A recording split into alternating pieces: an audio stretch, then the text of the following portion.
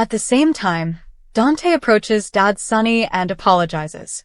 Perhaps Dante has been meditating on how he responded when he discovered that the Don was his father. In the cop's defense, his father was and still a career criminal who once shot him in cold blood. Anyone but Sonny would still apologize for that one. Carly also exhibits a strong desire to take Willow's children away from her. As we all know, Michael's mother will drop a huge bombshell on Drew later this week. But maybe we're just not very good at math. But we don't understand how exposing that Nina drugged the shady politician can help Michael's case. Perhaps it's just to make everyone on Willow's side look bad? In other news, Marco comes close to accusing Alexis of money laundering, and a frightened Rick summons someone to the courthouse immediately. But who? After perusing our new photo gallery, share your guesses in the comments section below. Though Michael has been recast, there are plenty other roles open for Chad Duell's return. Joss arrives at the Metro Court pool and sees Trina and Kai near the pool. Trina encourages her to join them. Emma is also present, and she is displeased to see Joss. Emma notices Dalton's presence near the bar and tables and wonders if they're protecting Joss from something. Joss approaches Dalton and informs him that she must work today. Emma laments to Trina that she knows Joss is her best friend, but Joss has undermined her and stolen her job. Trina informs Emma that Joss would not accept a job that she did not earn. Kai and Trina then hit the pool. Dalton's research has been revealed, sort of. Sidwell and Jordan meet with Henry Dalton. Sidwell informs Jordan that the professor does cutting-edge research. Joss approaches, and Henry introduces her to Jordan and Sidwell. Joss already knows Jordan, and Jordan informs Sidwell that Joss is Carly's daughter. Sidwell invites Joss to join them, and Henry commends her for passing his rigorous screening process. He realized he needed to be able to truly trust individuals with whom he works, a lesson he learned the hard way. He also informs Joss that Sidwell has kindly supported his latest round of study. Sidwell proposes Henry tell Jordan what he is working on. Henry reveals that he is working on a new form of sustainable energy. Later, Joss receives a phone call and is called away, and Sidwell is also required to go. However, Sidwell proposes that Jordan stay and get to know Henry. Jordan expresses her want to understand more about Dalton's intriguing study. Dalton informs her that everything is under wraps for the time being since he does not want it to be analyzed before it is finished. Meanwhile, Trina and Kai encourage Emma to join them in the pool. She does, and Dalton watches Emma take off her robe and join the pool in her bikini. Emma returns his stare, but it is not particularly warm. Gloria is relieved Gio has returned home to his family, but he insists he is merely here to retrieve his belongings and depart.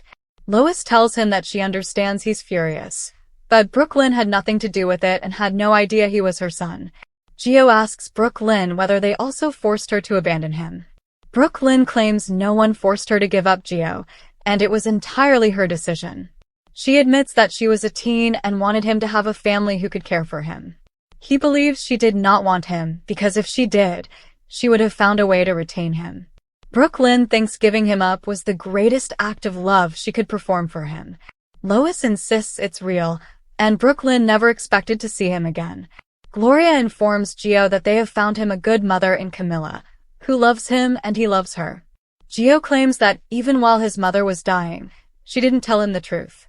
Lois reveals that they talked to Camilla and decided not to tell Gio the truth since it would be too difficult for him to understand while his mother was dying. Brooklyn inquires, "Wait, did you pressure a dying woman to keep your secret?" Gloria chastises Brooklyn and asks, how dare she say that to them? Gloria and Lois both admit that Camilla did not want to break Joe's heart when she was dying. Lois claims that if Brooklyn had wanted to keep Gio, they would have assisted her. Gloria says that if Camilla had chosen to tell Gio the truth, they would have encouraged her. Brooklyn understands why they did not tell her about Gio before Camilla died, but she believes she might have helped Gio after she died. She tells Lois and Gloria to get out of her sight and return to Bensonhurst. Lois tells her mother they should leave, and they walk away. At Alexis' office, she inquires whether Marco is asking her whether she is laundering money. He isn't, but he understands how simple it is to become embroiled in unscrupulous financial schemes.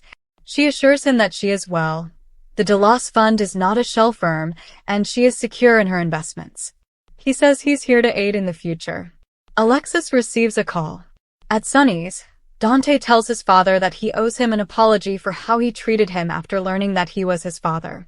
Sonny believes it isn't required, and he is confident that Gio will eventually accept him. Dante has to rush to Michael's court appearance and thank his father. Diane offers Rick her witness list and proposes Willow accept the opportunity they've made her. Rick refuses it.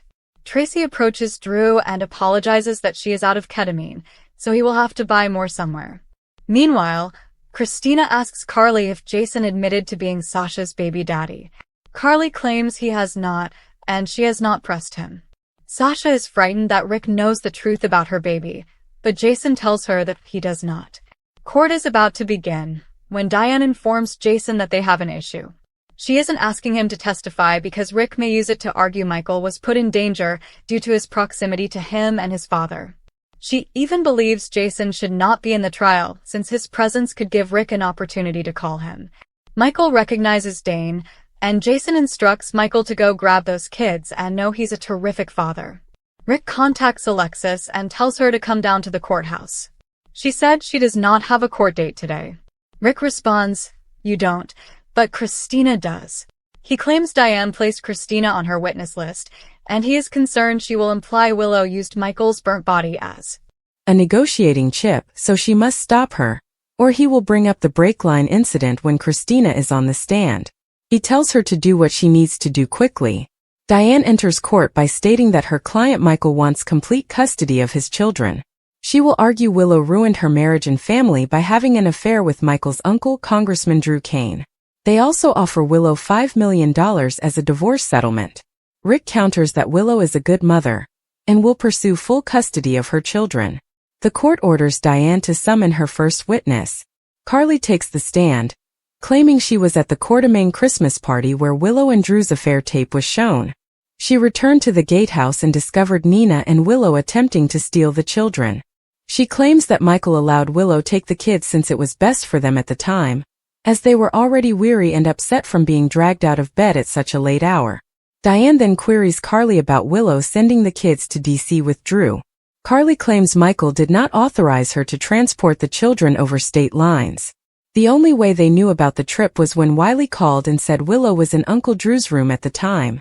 Chase is called next and informed that he has been assigned the responsibility of removing the children from Willow in accordance with a court order.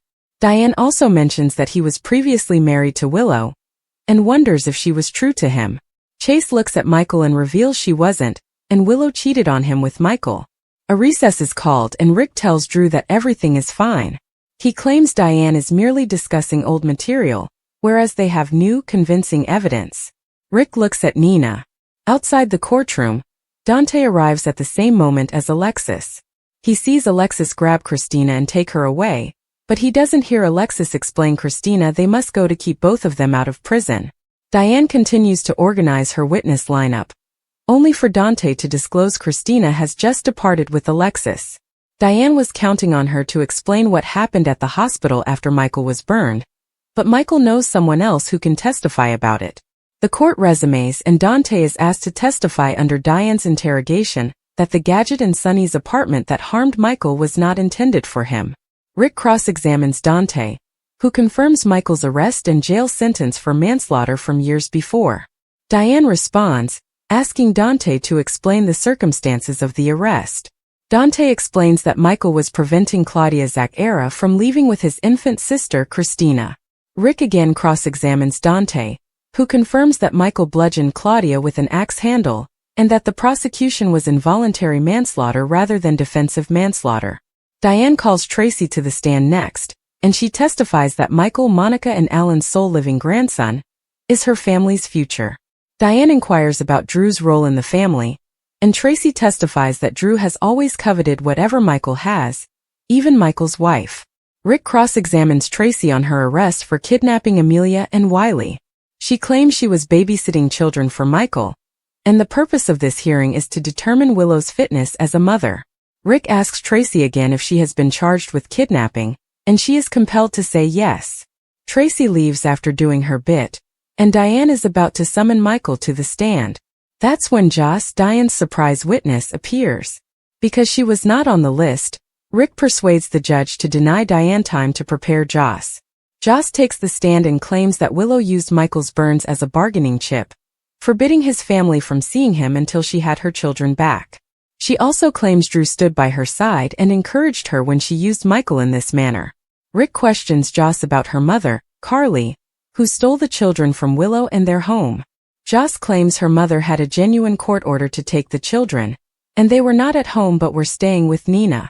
Rick wants Joss to validate Willow's unwavering willingness to be with her children. Carly observes, hoping Joss will not fall for Rick's trap. Christina and Alexis return to Alexis' office, but Marco interrupts, saying Diane wants to know why she brought Christina out of court. Christina says she'll phone Diane and tell her it was too triggering after the last time Rick ripped her apart on the stand. Christina informs Marco that they haven't met and presents herself as the family reject. Marco introduces himself, but does not name Natalia or Blaze, saying he has only heard positive things about her. Marco abandons them, and Christina believes she should return to court. Alexis bans it, reminding her that she is now in charge of the show after Christina nearly killed 2 people and attempted to kill a third.